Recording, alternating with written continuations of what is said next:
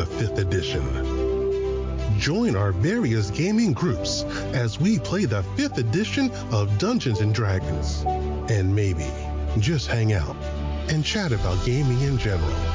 Sit back and enjoy the show.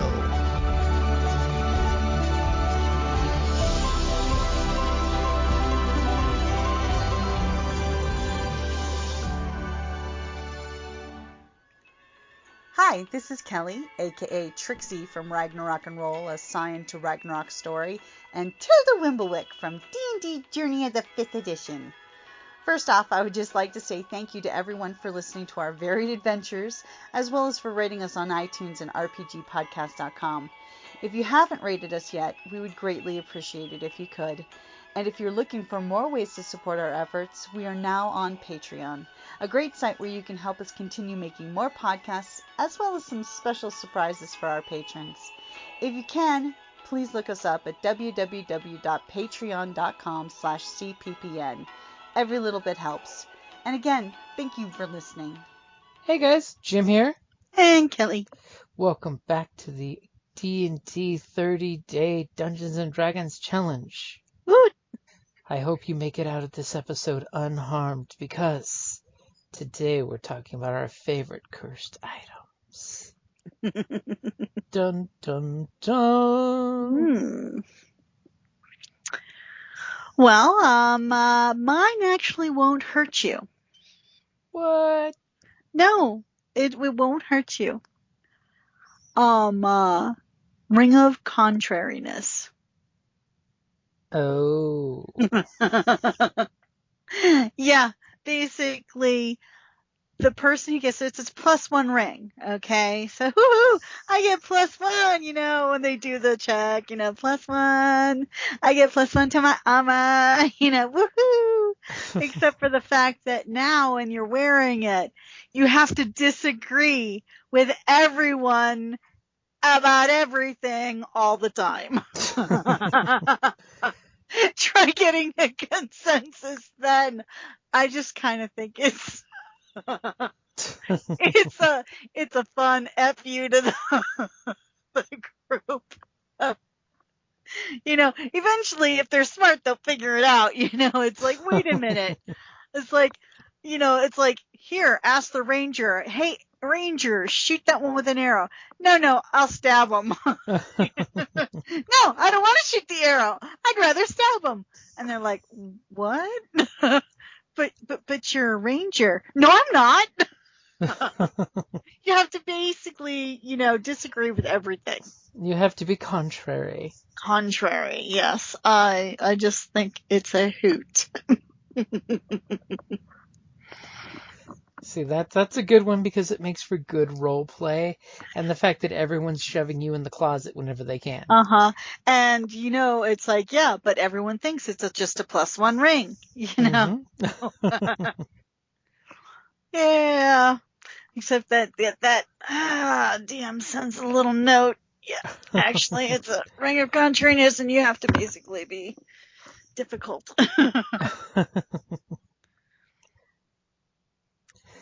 So, of course, my favorite one is, of course, as a player to get, is the Cursed Demon Armor. I don't think I'm familiar with that one. 5th edition has done a very nice job of bringing it into the 5th edition fold from the older ones. So basically, this armor is basically a demon infused into a suit of armor.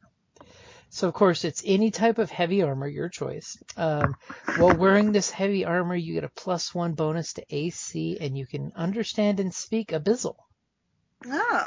In addition, the armor's clawed gauntlets turn your unarmed strikes with your hands into magic weapons that deal slashing damage, with a +1 bonus to attack and damage.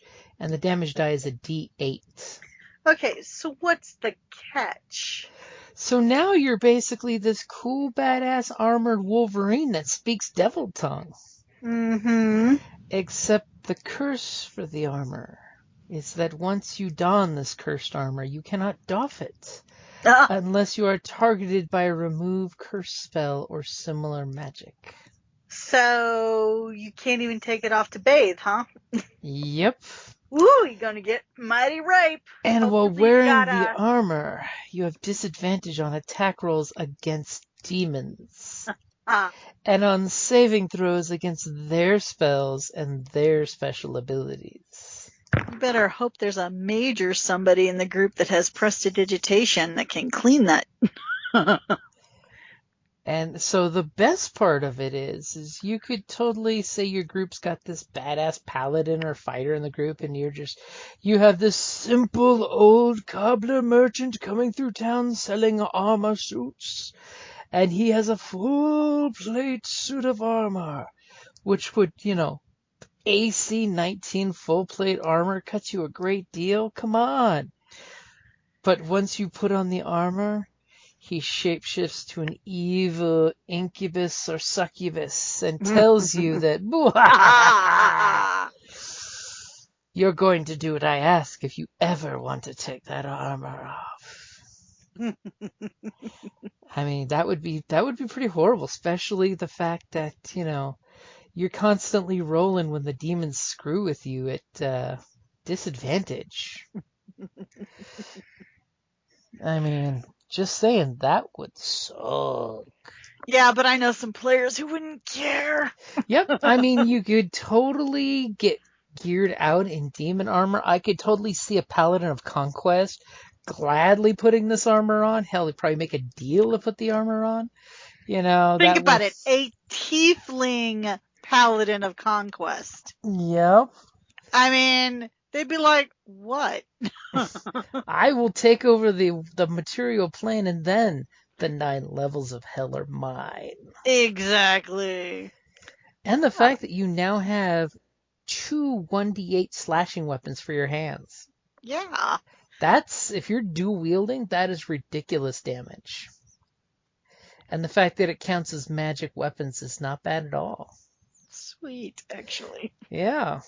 I mean, you get a suit of that stuff, and it may be cursed, and it's not really giving too much of a bonus to your players because it's just heavy armor +1 AC. So it's not like as a GM you have to worry about this breaking your characters because, let's be honest, they could have been wearing a shield and had a higher AC. Would have been 1 point higher. Could have been a Warforged and it would have had the same +1. But it does add a really cool aspect of, and then of course your GM could totally design the armor to show you what it looks like, depending on what not you want it to look like. Because then your player is stuck wearing this stank ass armor. I mean, it's even better if you want to be a jerk GM is have somebody killed, and as they die, they say thank you, and the helmet flops off, and the greedy player's just like, ooh, he attacked me with those 1d8 arm blades. This is badass armor. And you realize that he was wanting to be released by death. Yeah, just saying, mage with prestidigitation, you can clean a 1 foot, space. And he can make your armor smell like potpourri. Yeah, exactly. So of course, the demon armor's my pick. Do you have any honorable mention? No. I just really like that ring of contrariness. That's just because you want to be contrary. No, I don't. So, of course, I will, throw out there the honorable mention for me is the weapon of backstabbing. A lot of GMs love to throw those out because it gives your players a magical item, but in fact it is cursed with a magical item that will attack them. Just saying. There's nothing wrong with that. Yeah, but it depends. I mean, Spear of Backstabbing. If a weapon has the thrown property, you can throw the weapon to make a ranged attack. If the weapon is a melee weapon, you can use the same ability modifier to attack, roll, and damage that you would use for a melee attack. For example, if you throw a hand axe, it's your strength. If you throw a dagger, it's your strength or your dex, since the dagger has finesse. The weapon can be used 1 or 2 hands and different damage values, but the beauty of the Spear of Backstabbing is after you attack, it does a secondary attack to you. Lovely. I mean, granted, it's not guaranteed to hit you, right? I mean, No, it would still have to make that, but still. Rolling a natural 1 while attacking with either weapon causes it to change direction and hit the player who threw it instead. That totally makes it funny for the one, I'm just saying. Alrighty, guys. That's a good place to wrap it up for cursed items, because yes, GMs, use more cursed items. No, GMs, don't use more cursed items. Use more cursed items. It keeps your players from not using Identify and playing with it during a long rest. Okay, guys. Thank you for listening, and have a good evening. We'll be jumping on with our RPG a day quite shortly. Thank you for listening. Thank you for listening to D&D Journey of the 5th Edition, a member of the Creative Play and Podcast Network.